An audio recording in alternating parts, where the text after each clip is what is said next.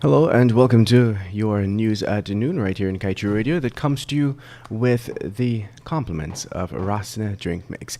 Before we get to the top stories we're tracking, let's get to today's page 7 of the Kaieteur News that is dedicated to being blunt. Why did former President Donald Ramotar help kanji owners so much? Why did Mr. Ramotar not show the same love for his own people?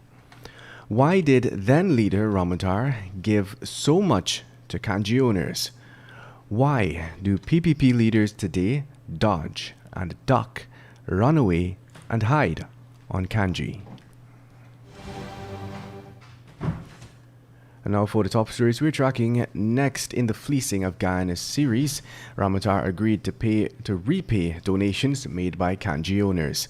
ExxonMobil and government move towards real-time monitoring of oil production, and Minister Edgell says collusion between ministry engineers and contractors will not be tolerated.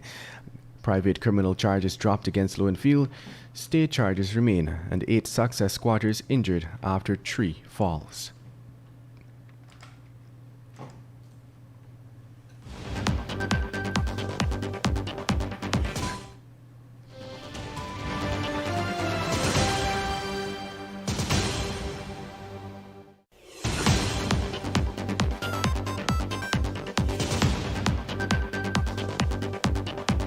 It seems like children have been home from school forever, and you've done baking, drawing, schoolwork, and played Ring of Roses about 100 times. We've all been under some strain lately, but let us embrace our children. They're under strain too. Let's show them more love, patience, and care. Let's help to build their resilience in these trying times. Not just today or tomorrow, but for the future. Their future. A message from the Child Care and Protection Agency, Ministry of Human Services and Social Security, and UNICEF.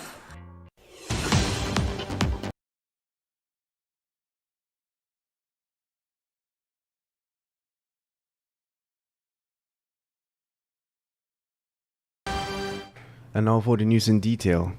On March 4th, 2015, former President and Minister of Petroleum Donald Ramotar signed away the Kanji block to Mid-Atlantic Oil and Gas.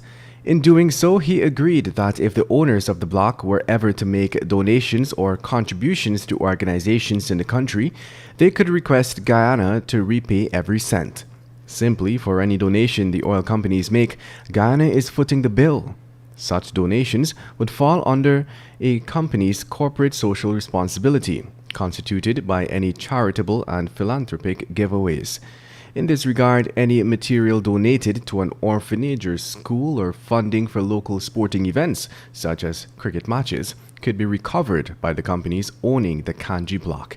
When Ramotar signed the contract, the award went only to Mid-Atlantic. Since then, ExxonMobil, JHI Associates, and Total have also farmed in. In other news, Minister of Natural Resources Vikram Bharat has disclosed that the PPPC administration is acutely aware of the importance of real-time monitoring of oil production in the Stabroek Block. Hence, discussions have already started towards this end with American oil giant ExxonMobil. This is according to Minister Bharat. Further to this, he was asked to say if GTT would still be responsible for bringing the cable, for that project, as this is what was planned by the previous administration. Minister Bharat said he would not be able to speak on that front, but what he is aware of is that ExxonMobil is responsible for bringing the cable. When the project gets underway, the officials said that Guyanese, especially those connected to the Department of Energy, would be partaking in the process to ensure the transfer of skills as it relates to monitoring the data room. And moving on, Public Works Minister Juan Edgell read the Riot Act to road contractors and project engineers, making it clear that there will be zero tolerance for collusion between the two parties. The minister issued this warning on Wednesday during a public engagement with contractors at the Arthur Chung Conference Center. Minister Edgell said that contractors are known to stall works in one area in an effort to complete other projects for other government ministers.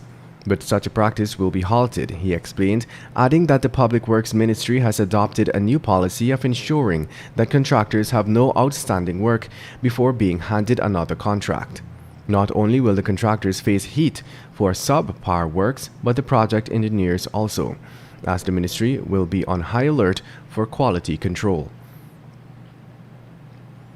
In other news, the Director of Public Prosecution, Shalimar Ali Haq, has withdrawn the private criminal charges that were filed against CEO Keith Lowenfield. This is according to Lowenfield's attorney, Nigel Hughes. It is understood that the private criminal charges were withdrawn because the state has instituted similar charges against Lowenfield, remaining now are the 6 electoral fraud charges that were instituted against Lowenfield last week Monday by the Ghana Police Force.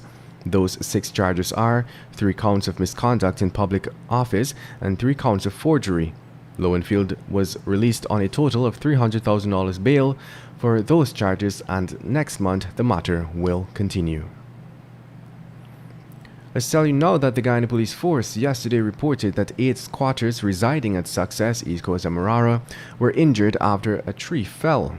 According to the police, around 2:10 p.m. yesterday, the tree situated on a dam running east to west fell on a group of squatters who were sitting on a makeshift structure nearby. All 8 of the injured persons were said to be females. One of the women received serious injuries, while the 7 others received minor and serious injuries across their bodies.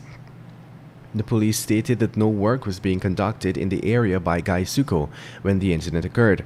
The land on which the squatters reside belongs to Gaisuko and Nisil, and is being used to cultivate new cane species in light of the Enmore Labon Intention Estates set for reopening soon.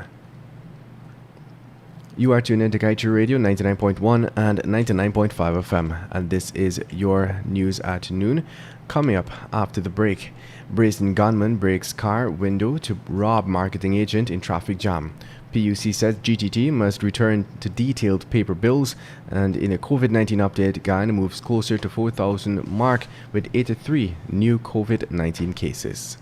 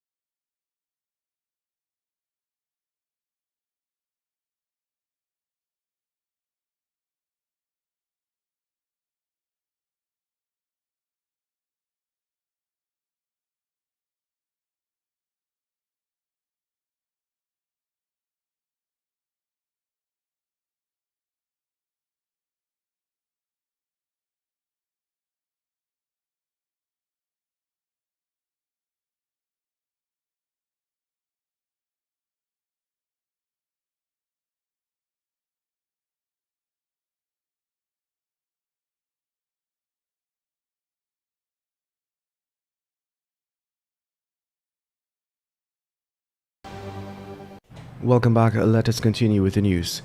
A brazen gunman yesterday robbed a woman in her car just meters away from a police rank who was directing traffic at the intersection of Mandela Avenue and 100th Street, Rheinfeldt. 41-year-old Ramona Spencer, a marketing representative of Continental Group of Companies, was attacked at around 14:46. The man had discharged a round at her window after she tried driving away and ended up into the back of a truck. Spencer recalled the gun being placed to her head and the man demanding that she hand over her belongings or be killed. Without hesitation, she handed over a purse containing her ATM cards and $25,000 along with another bag containing $219,000 in cash and some checks belonging to her employer. In other news, the Public Utilities Commission, or PUC, is contending that GTT must revert to giving consumers detailed paper bills instead of the electronic billing format currently being used. The PUC declined GTT's request to review Order Number 2 of 2019, stating that the new paper bill format lacks key information for consumers and fails to deliver important details. The PUC has moreover ordered GTT to issue the old format in bills, which has all the relevant information. The decision was signed by PUC Chairman, Attorney at Law Della Britton. Let's tell you now that Attorney at Law Patrice Henry is suing the Office of the Attorney General for millions of dollars worth of outstanding fees owed to him for special prosecuting and other legal services he offered the state. According to his statement, Henry is asking the court to grant orders to compensate him for the loss and damages he suffered as a result of an agreement he had with the former Attorney General, Basil Williams. Henry is requesting special damages in tune of over $6.4 million and general damages in excess of $100,000. And moving on, following the passage of the emergency $330 billion budget, the government is now in a rush to expend the remainder of funds on projects before the end of the fiscal year. As such, the National Procurement and Tender Administration Board, or NPTAB, on Tuesday opened over 725 bids for 65 major governmental projects at its Ministry of Finance office on Main and Urquhart Streets. Let's tell you now, the police have arrested a prime suspect in Wednesday's attack on the home of the Chief Justice, Roxanne George Wiltshire. Officers close to the investigation have since confirmed that 4 persons had in fact launched the attack. However, it was only one person who entered the premises and accosted the 2 ranks on duty with a toy gun. Sources disclose that the investigating ranks from the Major Crime Unit have taken control of the cases as the investigation continues.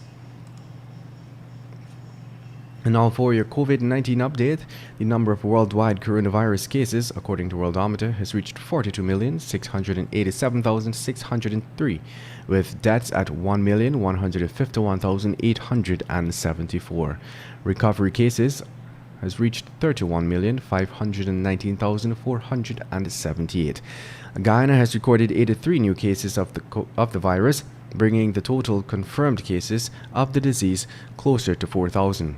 In fact, the number stands at 3,960 as of October 23rd, with a death toll at 117. According to the Ministry of Health's dashboard, 13 persons are currently in the COVID-19 ICU, 40 are now in institutional quarantine, 112 in institutional isolation, and 795 are in home isolation. To date, a total of 2,923 persons have recovered from the virus. The numbers were taken from 17,841 tests that have been conducted so far. And coming from CNN, more than 24 U.S. states are reporting rising COVID-19 cases. A new White House task force reports show a worsening of the pandemic across several regions of the country. Meanwhile, drug maker AstraZeneca will resume the trial of its experimental coronavirus vaccine in the U.S., which has been on hold since September. And Europe is fighting a seemingly unstoppable second wave of the virus, with several countries imposing new restrictions in response to surging infections. And that brings us to the end of today's News at Noon. Remember, it came to you with the compliments of Rasna Drink Mix. I am Kevin Smith. Thank you for listening. Want value for your advertising dollar? Then place your ads on Kaieteur Radio's Newscasts. Streamed live on 6 different mediums, reaching hundreds of thousands. Advertise today and watch your dollar grow. Call us on 225-8465 or 226-8210 today.